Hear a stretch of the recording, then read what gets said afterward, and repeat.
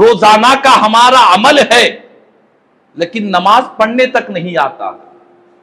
کئی نمازیوں کو نماز میں غفلت، نماز میں کوتاہی، نماز میں کیسے کھڑے ہونا چاہیے، کیسے ہاتھ باندھنا چاہیے، کہاں ہاتھ باندھنا چاہیے، نماز میں کیا پڑھنا چاہیے، یہ بنیادی باتیں ہیں۔ ہر مسلمان کو سیکھنا فرض ہے، ہر مسلمان پر لازم ہے۔ اور الحمدللہ ہم جس شہر حیدرآباد میں رہتے ہیں، یہاں پر علم والوں کی کمی نہیں ہے۔ ایسا نہیں کہ کوئی گاؤں دیہات اور ضلع میں ہم دیکھتے ہیں کہ پورے گاؤں میں صرف ایک مولوی صاحب رہتے ہیں، ایک حافظ صاحب، ایک امام صاحب، مؤذن صاحب ملتے ہیں، وہ بھی ان کے پاس بھی جیسا علم ہونا چاہیے نہیں ہوتا ہے۔ الحمدللہ ہم ویسے مقام پر نہیں ہیں۔ آج ہماری گلیوں میں، بستیوں میں، محلوں میں، مسجدوں میں الحمدللہ علم والوں کی کثیر تعداد ہم پایا کرتے ہیں۔ وہ سب موجود ہے، لیکن استفادہ کرنا ہمارے پاس نہیں ہے، اس سے استفادہ کرنے کا موقع، اس کا ٹائم ہمارے پاس نہیں ہے۔ ہمارے اوقات جو برباد ہو رہے ہیں، اکثر و بیشتر ہمارے پاس موبائل فون میں اوقات برباد ہو رہے ہیں۔ ہمارے پاس صرف اور صرف دنیا کی لایانی کاموں میں اوقات برباد ہو رہے ہیں۔ وہاں کیا ہو رہا ہے، یہاں کیا ہو رہا ہے، ادھر کیسا چل رہا ہے، ادھر کیسا چل رہا ہے، بس اسی فکر و خیال میں ہم اپنے آپ کو بھول چکے ہیں، اپنے آپ کو فراموش کر چکے ہیں۔ بڑا افسوس ہوتا ہے جب ہم دیکھتے ہیں کہ مسجد میں جنازے کی نماز ہوتی ہے، جنازہ مسجد کے اندر رکھا ہوا ہے، اسی جنازے کا میت کا بیٹا، میت کے قریبی رشتہ دار مسجد کے باہر کھڑے ہوئے ہوتے ہیں۔ ان سے کہا جائے کیا بھائی نماز ہو گئی؟ کہتے کہ نہیں، ابھی جماعت کے لیے وقت ہے۔ پوچھا جائے کہ آپ کیوں نہیں آتے، آپ کیوں نہیں پڑھتے؟ کہتے کہ ہم کو پڑھنا نہیں آتا۔ اللہ اکبر! نماز جنازہ کا طریقہ نہیں معلوم، جنازے کی کون سی دعا ہے، کیا کرنا چاہیے نہیں معلوم۔ اور ہمارے پاس اکثر و بیشتر بعض لوگ پڑھتے بھی ہیں تو بازو والے کو فالو کرتے، پاس والا اگر چہرہ آسمان کی طرف اٹھاتا ہے تو ہم بھی آسمان کی طرف اٹھا دیتے، پاس بازو والے کو دیکھ کر ہماری نماز جنازہ ہو رہی ہے۔ جبکہ حقیقت یہ ہے کہ نماز جنازہ کا طریقہ سیکھنا، دعا یاد کرنا، یہ کوئی بڑا پہاڑ کے برابر نہیں ہے۔ 1 گھنٹہ اگر آپ نکالیں گے، 1 گھنٹہ اگر ہم محنت کریں گے تو پوری جنازے کی نماز کا طریقہ ہم سیکھ جائیں گے۔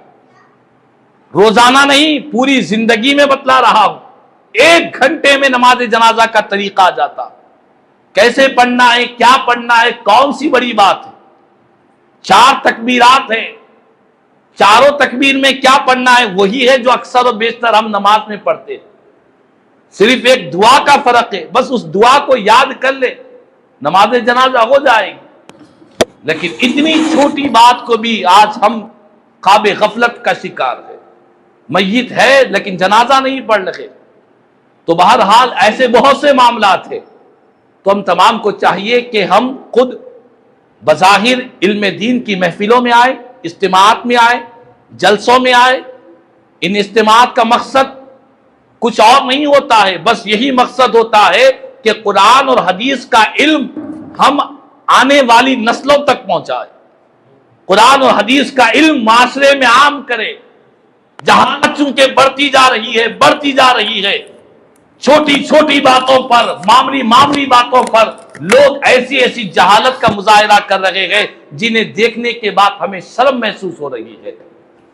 تو آج امت مسلمہ کو چاہیے کہ ہم اس نبی کے امتی ہیں جس نبی کے بارے میں میرے آقا کریم صلی اللہ علیہ وسلم نے فرمایا بعثت معلما، کہ لوگوں اللہ نے مجھے معلم بنا کر بھیجا ہے، میں تعلیم دینے والا ہوں۔ اور ہمارا قرآن کی سب سے پہلی جو آیت اللہ نے نازل کی ہے وہ آیت میں کہا گیا سورہ علق کی اقرأ بسم ربک الذی خلق، خلق الانسان من علق، اقرأ وربک الاکرم الذی علم بالقلم علم الانسان ما لم یعلم۔ اس آیت پر ہم غور کریں گے تو اس میں صرف پڑھنے کا ذکر ہے، اس میں صرف پڑھنے کا ذکر ہے۔ پڑھیے اپنے رب کے نام سے جس نے پیدا کیا. انسان کو پیدا کیا ہے ایک لوتھڑے سے، وہ ذات جس نے قلم کے ذریعے علم عطا فرمایا ہے. دیکھیے آپ، علم ہی کی بات ہو رہی ہے. پھر فرمایا علم الانسان ما لم یعلم، انسان کو وہ چیز کا علم دیا جو اس کے پاس علم نہیں تھا. تو سیکھنے کی بات، تعلیم کی بات، پڑھنے کی بات، اللہ کا کلام قرآن کی پہلی آیتیں ہم کو درس دے رہی ہے. تو ہم اس قرآن پر ایمان رکھتے ہیں. تو اس قرآن کی پہلی ابتدائی جو 5 آیتیں جو بیک وقت نازل ہوئی ہے، ان آیتوں کا جو مقصد ہے، جو منشا ہے، آج ہم اس سے بہت دور ہوتے چلے جا رہے ہیں. تو بہرحال ضرورت اسی بات کی ہے کہ ہم تھوڑی سی توجہ دیں. دین کا علم حاصل کرنے کی طرف شیطان رکاوٹ ڈالتا ہے. کیوں رکاوٹ ڈالتا ہے؟ اسی لیے رکاوٹ ڈالتا ہے کہ شیطان کو معلوم ہے کہ ایک علم رکھنے والا 1000 عبادت کرنے والوں سے زیادہ بھاری ہے. 1000 عبادت کرنے والے اتنا شیطان کو ٹینشن میں نہیں ڈالتے جتنا ایک علم رکھنے والا ٹینشن میں ڈالتا. تو شیطان کی یہ کوشش ہوتی ہے، یہ جد و جہد ہوتی ہے کہ بندے کو علم دین سے دور کرے. جب علم دین سے دور کر دیں گے تو وہ جہالت میں رہے گا، اندھیروں میں رہے گا، نہ اس کے اندر اخلاق پیدا ہوں گے، نہ صبر پیدا ہوگا، نہ عبادت میں نور پیدا ہوگا، نہ وہ قرآن پڑھ سکے گا، نہ اللہ کا کلام پڑھ کر اپنی آخرت کو سدھار سکے گا. اسی لیے شیطان دین کے علم سے دور کرتا جاتا ہے. اور یہ بھی آپ کو بتلاؤں کہ علم کی کوئی عمر نہیں ہے. ہمارے پاس اکثر و بیشتر ہمارے ذہن و فکر اور خیال میں رہتا ہے کہ بھائی بچپن میں علم حاصل کرنا تو ہم سے نہیں ہوا. ایسی کوئی بات نہیں ہے. ہم کو تو حکم دیا گیا کہ ماں کی گود سے لے کر قبر کے گڑھے تک علم حاصل کیا جائے، قبر میں جانے تک علم حاصل کیا جائے. اور میں جانتا ہوں ہمارے جامعہ نظامیہ میں بعض عمر رسیدہ لوگ 60 سال 65 سال کی عمر کے ہو گئے، آج بھی وہ جامعہ نظامیہ میں علم دین حاصل کرنے آتے ہیں. دادا بن چکے ہیں، نانا بن چکے ہیں، ضعیف ہے، عمر رسیدہ ہے، لیکن دین کے علم حاصل کرنے کا جذبہ ان کے اندر ہے. امتحانات میں دیکھتے ہیں تو تعجب ہوتا ہے کہ بچوں کے ساتھ ساتھ ضعیف العمر لوگ بیٹھے ہیں اور انہیں کوئی شرم بھی نہیں ہے کہ میں کیسے علم حاصل کروں.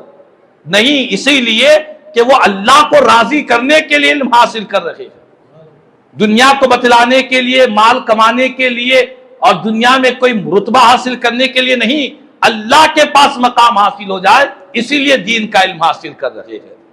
تو بہرحال ضرورت اس بات کی ہے کہ ہم خود بھی علم کی طرف توجہ کریں، اپنے گھر والوں کو بھی راغب کریں.